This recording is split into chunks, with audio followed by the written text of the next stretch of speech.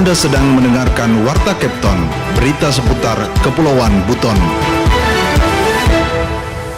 Saudara, kita beralih ke berita berikutnya. Pidana ringan dengan ancaman hukuman di bawah 5 tahun akan dihukum kerja sosial sesuai dengan ketentuan perundang-undangan yang baru. Mengenai hal ini, Wode Nurliani melaporkan.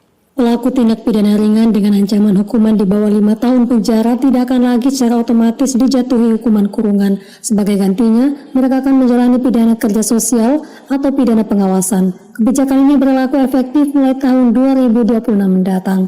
Hal tersebut diungkapkan oleh Kepala Balai Pemasyarakatan Bapas kelas 2 Bau Nasirudin saat memberikan keterangannya kepada sejumlah awak media.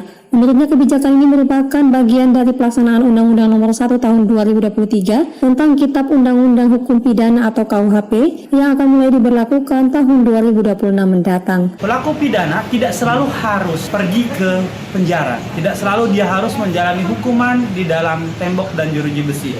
Untuk perkara-perkara yang ringan di dalam KUHP yang baru di bawah 5 tahun ancaman hukumannya, itu hakim bisa menjatuhkan pidana kerja sosial ataupun pidana pengawasan. Nah, pidana kerja sosial ini dilakukan dengan melakukan suatu kegiatan yang bermanfaat bagi masyarakat, bagi lingkungan sosial, antara lain bisa berupa membersihkan rumah ibadah, panti sosial, sekolah, rumah sakit, ataupun fasilitas umum lainnya.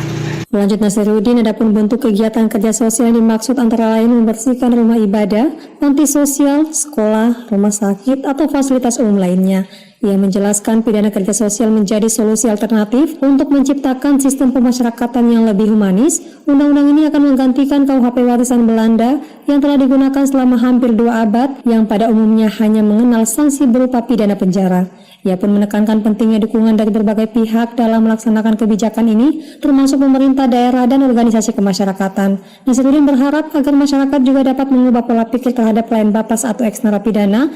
Melalui aturan baru ini, mereka tetap dapat memberikan kontribusi nyata bagi kehidupan sosial. Ia berharap dengan kebijakan ini, sistem hukum pidana di Indonesia dapat menjadi lebih inklusif dan memberikan kesempatan rehabilitasi yang lebih baik bagi pelaku tindak pidana ringan.